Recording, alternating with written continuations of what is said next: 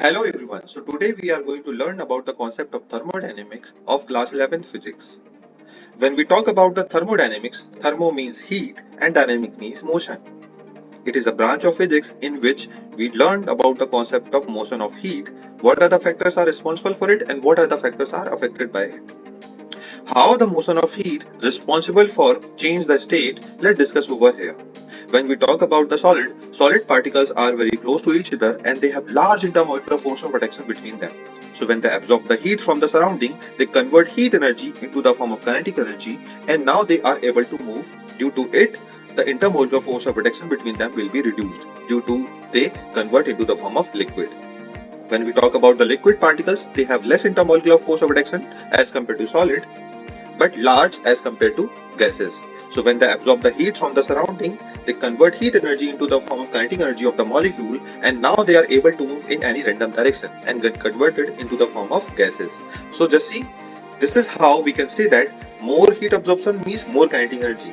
But transfer of heat not only change the kinetic energy but also affect the pressure, temperature, volume, density, enthalpy, entropy, etc. Let's start with the concept of thermal equilibrium. We know that the transfer of heat takes place from hot body to the cold body. For example, when we keep a hot cup of coffee on a room temperature, the coffee gets cold after some time because transfer of heat takes place from hot coffee to the surrounding. And at the end, both are at the same temperature. So, we can say that two bodies are at the same temperature and there is no transfer of heat takes place, then they are in thermal equilibrium. To understand more about the thermal equilibrium, here two bodies isolated with insulating wall and separated by diathermic wall. Diathermic wall is a kind of wall which allow the transfer of heat. So if A and B are at different temperature, the transfer of heat takes place from A to B if A is at higher temperature. And at the end, both the bodies get at the same temperature. So we can say that A and B are together in thermal equilibrium.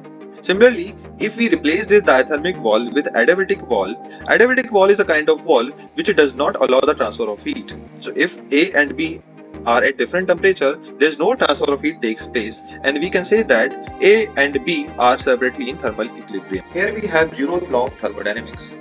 This law was discovered after the first law of thermodynamics, but it gave the concept of temperature, thermal equilibrium, and direction of motion of heat. That's why its name had been decided as Zeroth law. To understand about the thermal equilibrium, here three bodies at different temperature are isolated with insulating wall and separated by adiabatic wall and diathermic wall. Here diathermic wall is there which allow the transfer of heat. So we can say that transfer of heat possible over here in between A and C and in between C and B. So if they are at different temperature, at the end they get at the same temperature because transfer of heat. So at the end they are at the same temperature, we can say that A, B, C all are in thermal equilibrium. Zeroth law also defines the concept of temperature. Temperature is a physical quantity which gives the degree of hotness and coolness of the body. It also tells us whether the system are in thermal equilibrium or not and also defines the direction of motion of heat. In thermodynamics, we generally deal with the gases because in gases we can easily identify the changes which are happened due to the motion of heat. So whenever the word system comes in thermodynamics, it is mostly considered as gas. There are many variables which are affected due to the motion of heat. They are said to be the thermodynamic state variables. They are extensive variables and intensive variables. Extensive variables are those variables which change with the division or size of the system. They are mass, volume, internal energy, entropy, etc. Whereas intensive variables are those variables which do not change with the size of the system or division of the system. They are density, pressure, temperature, etc. Here we have thermodynamic first law. It states that amount of heat energy is given to the system is utilized to increase the internal energy of the system and a small amount of work done means expansion of the system. Whereas when we extract the heat from the system, it is utilized to decrease the internal energy of the system and a small amount of work done means compression of the system. Heat energy is defined as dq for quantitative idea, whereas internal energy is defined as du for quantitative idea. Internal energy, it is the combination of rotation or motion and stored energy of the molecules which come from the temperature, molecular bond, shape, size and structure. So whenever the internal energy is affected, it basically comes from the change in temperature or molecular bond. Here, work done defined as dW, and it is basically associated with the kinetic energy of the molecules. When the kinetic energy increases, the expansion will happen. For quantitative idea of thermodynamic first law, here we have formula. It is dq equal to du plus dw. Means dq means heat energy. It is the sum of internal energy and work done. There is some notation we need to follow. When we extract the heat from the system, it is considered to be negative. When we give heat to the system, it is considered to be positive. When internal energy decreases, it is considered to be negative. When internal energy increases, it is considered to be positive. Same as when expansion is there, we need to consider as positive. When compression is there, we need to consider as negative. Here we have quasi-static process. Quasi-static process is a kind of process in which the thermodynamic state variables are changed infinitely very slow. The global warming is one of the best example of quasi-static process. In global warming, the temperature of the Earth's atmosphere is increasing due to the climate change, which includes increasing of greenhouse gases by the pollution. In global warming, the increasing of temperature is infinitely slow, which was hard to identify in decades. Some other thermodynamic processes are there, in which one state variable is kept at constant. First of all, we have isothermal process.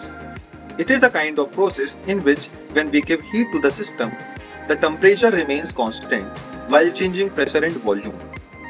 According to the first law of thermodynamics, when we give heat to the system, the heat energy is utilized to increase the internal energy, means temperature, and do the expansion, means increase the kinetic energy of the molecules. But when we talk about the isothermal process, the total energy what you give to the system, that is totally utilized to increase the kinetic energy of the molecules. Due to it, they do the expansion and do not increase the temperature, means there is no change in internal energy.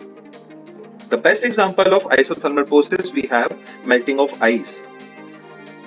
When we keep ice at 0 degrees Celsius and on a room temperature, it absorbs the heat from the surrounding. Use this heat energy to reduce the interaction force between the molecules, not to increase the temperature, and get melted and convert into the form of liquid at 0 degrees Celsius. So this is the process of isothermal process. Evaporation is also the isothermal process because it happens at any temperature. For example, when you keep a drop on a table, after certain hour, you will not able to see that drop because that water droplet get evaporated. So here we are giving heat to the system, that's why it is considered as positive. Expansion is there, that's why it is considered as positive dW. And there is no change in internal energy, means there is no change in temperature, that's why it is considered as du is 0 over here.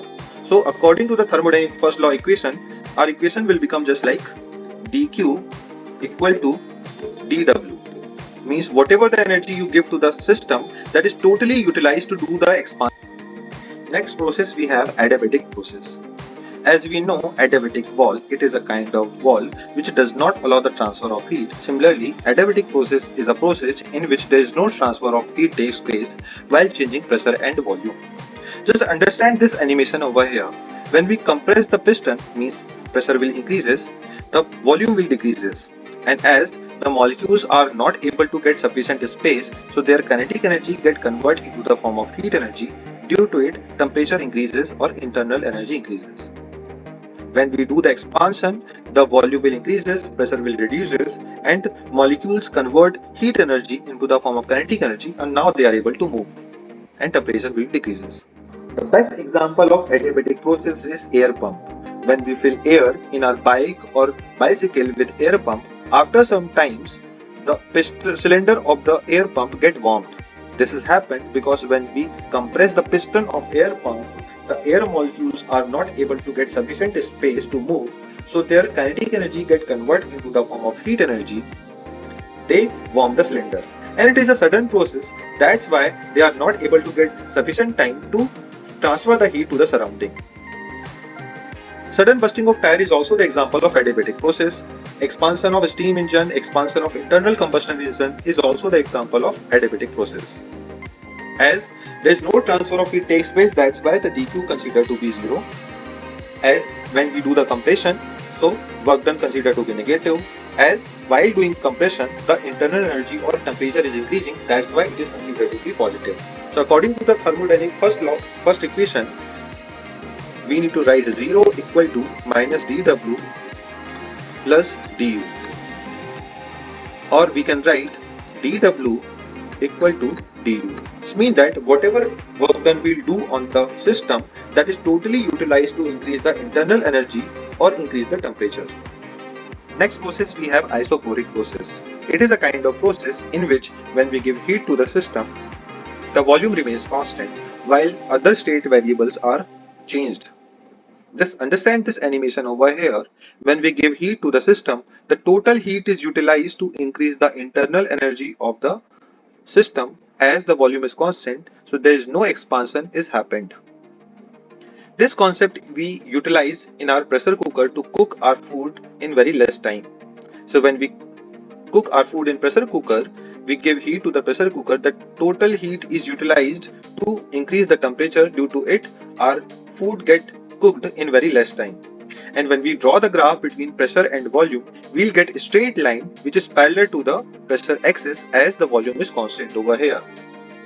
As the heat is given to the system, that's why the dq considered to be positive.